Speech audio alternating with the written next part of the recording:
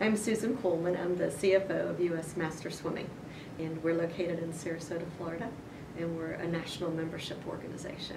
Briefly, what we do at U.S. Master Swimming, we started in 1970, and it was Dr. Ransom Arthur, and his basic premise was adults should swim for fitness. And from that grew a national organization. We now have 60,000 members, and that's grown from 1970 to where we are now, over 40 years, and it was all done on volunteer time and treasure that they invested in the organization. There are very many volunteers that have great faith and belief in what the organization stands for.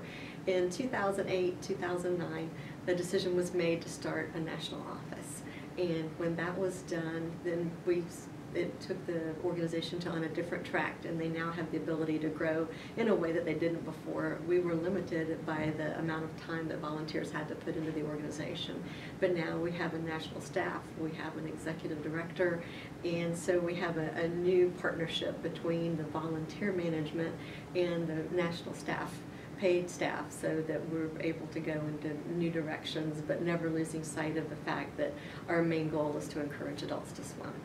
So one of our biggest challenges as an organization and as CFO is that we have unlimited potential, but we have such limited resources. We have so many questions and opportunities that come our way, and it's really hard to not go.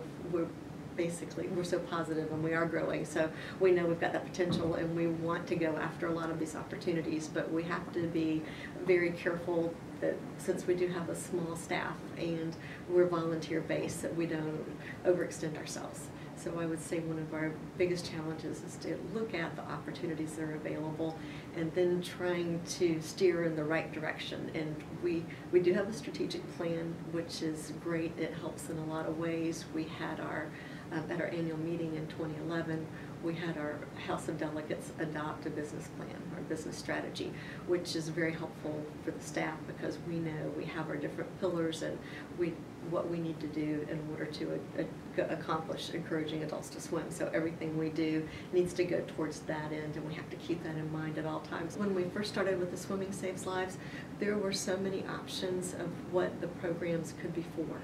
And it could be for open water safety. Do we try to have a sign at every lake or every city or every government park that talks about what happens if there's a danger in the water, rip tide, rip current, whatever might be there, and decided that would be spreading the resources too thin. Even though it fit along trying to encourage safe swimming, it was just, we would be spread too thin and wouldn't be able to do it well. So we had to look at limited funds that were available and what could we do to make a difference.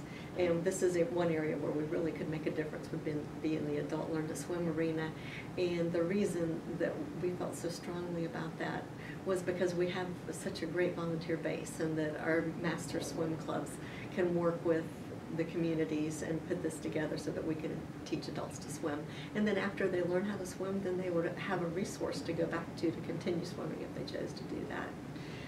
Drowning is one of the largest causes of death among children, and it's generational. So if the parents don't learn how to swim, then chances are pretty good that they may not teach their children to swim. So it's a true service, a generational service that we can provide to teach the adults how to swim.